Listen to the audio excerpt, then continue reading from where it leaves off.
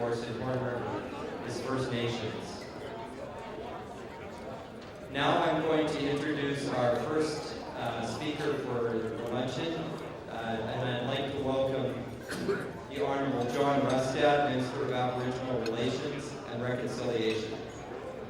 Minister Rustad has been overseeing the ministry since June of 2013 and joined the legislature in BC and Victoria in 2005, where he represents the riding of Pacheco Lakes.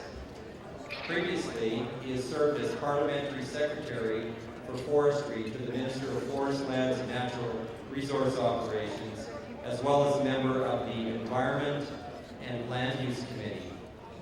Please join me and welcome the Honourable John Rustad.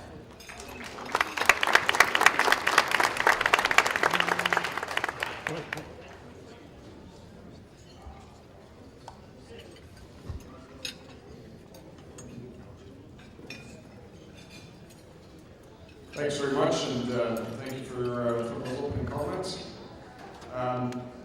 It's a great honor to be able to be here today at this conference, and I think it's also very timely that this conference is on. I'd like to start, of course, by recognizing we're on the traditional territory of the Treaty 8 First Nations, and I'd like to acknowledge and thank the chiefs of the Treaty 8 Nations, and of course all the council that are here for allowing this to go on, of course, but for welcoming all of us to be a part of something that's so important. I'd also like to take an opportunity to recognize the elders and youth and others, of course, that are here today as part of this. LNG, of course, is all about what our future is, and you can't build a future without recognizing our past and certainly respecting our elders. And I'd like to also recognize Grand Chief, National Chief, Sean Atfield, who of course will be speaking after me, which is always a real challenge because Sean is such a very, very talented speaker. I look forward to the words that he'll be saying. And I'd also like to take a moment to recognize MP Bob Zimmer, who's here. I'm glad to see that you're here attending the conference today. Before I start, there's one other thing I just want to quickly touch on, which is I'd like to make sure that I take a moment to recognize and to send our best wishes to Grand Chief Stuart Phillip, who, as you know, probably are all aware that he was in a car accident last week. I know that we all wish him a very speedy recovery. And finally, to Apache, thank you very much for sponsoring this session and for helping to make all this become a reality here. Summits, to me, summits like this are very important. They not only allow people to network, but they also allow people to ask both big questions and small ones about LNG. For example, why is LNG important to British Columbia? Why is it important to me and my family? How can I participate? Where can I get more information?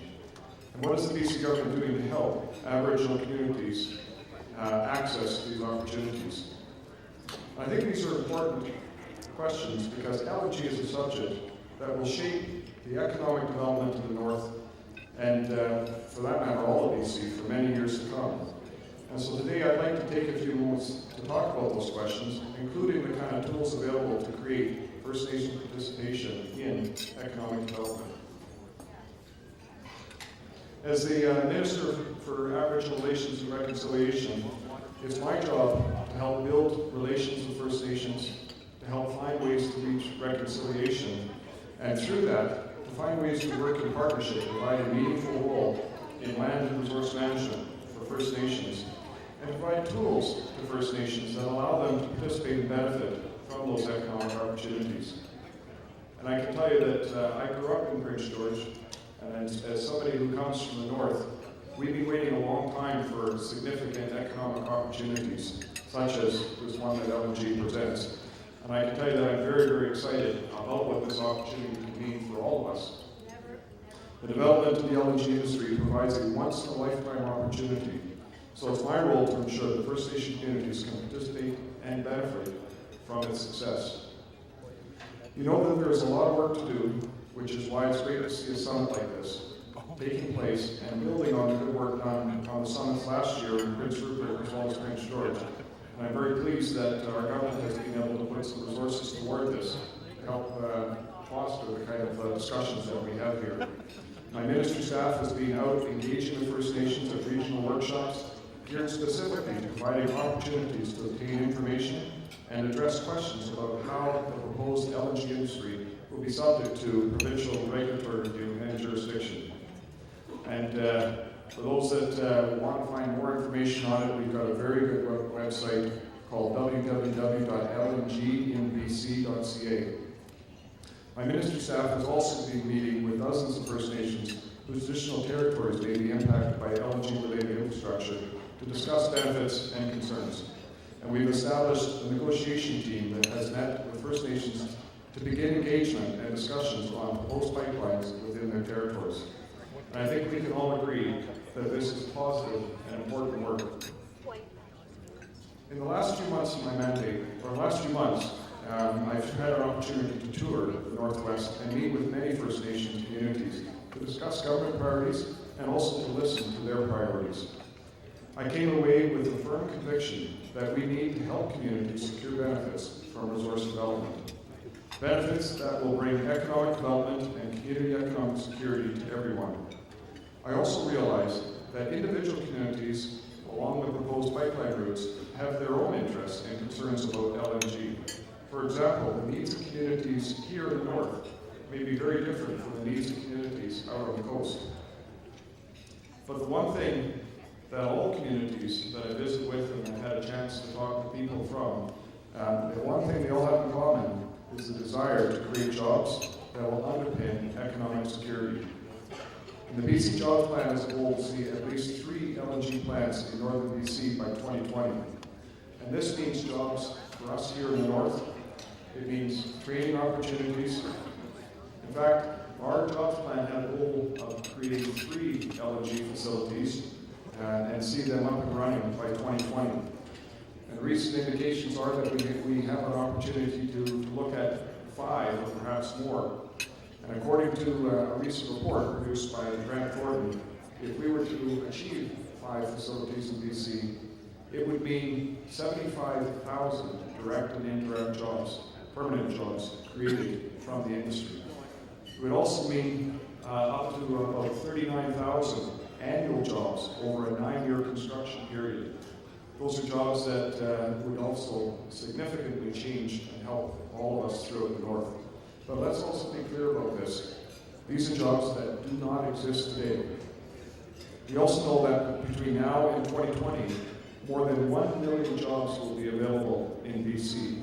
Think about that number. That's an enormous number. If we were to graduate every child in the education system between now and then, we would still be about probably 400,000 to 500,000 short in terms of meeting what our demand in BC is for jobs. And we also recognize that 43% of that will need skills and trades training. So this just opens up a huge opportunity for First Nation communities to be right at the heart of LNG development, building this new industry from the ground up. I said I wanted to talk about the tools that are available to make this a reality. The easiest way to do this is to give a few examples. Starting with our host today, with the Treaty 8 First Nations, there is ongoing engagement and negotiations on natural gas exploration, development, and production. Virtually all natural gas produced here in British Columbia is within Treaty 8 First Nation territory, and to date they've completed 5 economic benefit agreements. These agreements share benefits with the Treaty 8 First Nations and ensure that we have a meaningful role in decision-making in their territory. British Columbia is committed to working with the Treaty 8 nations to update existing benefit agreements and achieve new agreements in the context of opportunities LNG provides to the region. I also said that we have to be aware that individual communities have different needs. An example is the work that we're doing with the Haisla Nation to respond to their interests, of course relating to LNG facilities. We now have a framework agreement that provides the structure for land purchase or leases that will allow the Haisla to partner with industry to develop an LNG terminal. This agreement also provides cooperative land use planning along the Douglas Channel and relationship building with the District of Kitimat. We're looking to explore similar agreements with other First Nations on the coast. Another example is the economic partnership agreement that we have completed with 15 nations whose traditional territories are located along the Pacific Trail pipeline route. That agreement will provide $32 million for those First Nations when construction on the pipeline begins. And there's also a commercial agreement that is being in place between the pipeline proponents, which is Chevron and Apache, and those 15 First Nations, that will provide $200 million to First Nations for the duration of the pipeline project. And I think this illustrates the commitment of the government and industry to work with the First Nations to increase their participation in the economy and create jobs not only for this generation, but for generations to come.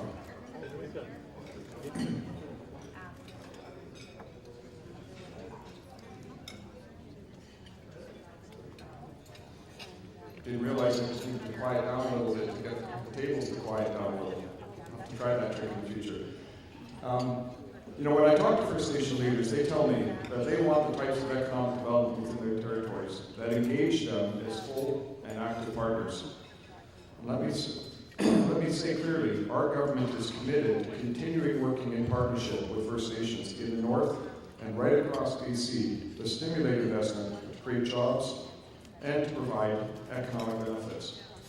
And when First Nation leaders ask me, is the environment still a priority for the government? I say to them very clearly, yes, it is. Our government recognizes that responsible choices must be made to continue benefiting from natural resource development. The government of British Columbia has instituted stringent safety procedures for natural gas development with the most modern regulations in Canada. BC is one of the most up-to-date regulators in the world for shale gas development. We want to create a legacy of economic prosperity for future generations, while at the same time preserving the British Columbia that we all know and love. This means identifying resource development opportunities in concert with environmental stewardship. My job as minister is to go back to industry and make sure that industry leaders understand First Nations want and need to participate in this opportunity. I have met with many of the LNG proponents, pipeline and facility proponents, to emphasize the importance of engaging early and often with First Nations, and they are responsive to that need. It's up to all of us to ensure that relationship building is the cornerstone of that participation. I firmly believe that if we understand each other's goals and interests, that we can ensure that all parties benefit from this exciting opportunity at LNG.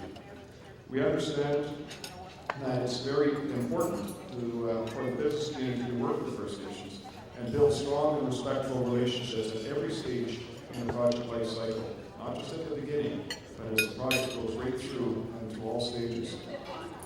It's not just the right thing to do, it's good business sense.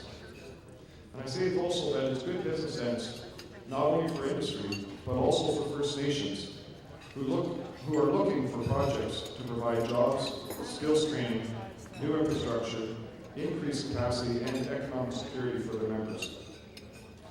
But we have to bear in mind that BC is not the only place where LNG is being actively pursued. So collaboration between First Nations, government, and industry will play a key role in ensuring that British Columbia is in a strong position to compete in the global marketplace. As I said earlier, different communities have different interests and needs. We recognize that one size does not fit all. And that's why within my ministry, within our government, we have a number of tools in our toolkit which can be used as building blocks to further reconciliation. Strategic engagement agreements, reconciliation framework agreements, economic and community development agreements, and others are all innovative tools at our disposal. And the thing they all have in common is that they bring economic development directly to communities. This can be through revenue sharing or through shared decision making, and it can make a significant and positive difference to community planning and employment. I'm proud to say that we now have 22 non-treaty agreements since we introduced our BC Jobs Plan that was launched in 2011, which support economic growth and job creation, not only for First Nations involved, but also for the neighboring communities. It's very clear to me that whatever form it takes, First Nation economic development is a vital block to ensure BC has a sustainable future. It's an exciting time for British Columbia, and it's an exciting time for the North. LNG is a once-in-a-lifetime opportunity to responsibly develop an immensely valuable resource. The market potential is clear. The demand for LNG is growing. We will have employment opportunities in BC that have never been available before. LNG will create thousands of jobs. But as I said before, there is a window of opportunity to take full advantage of LNG. We are in a race. We need to be able to move quickly.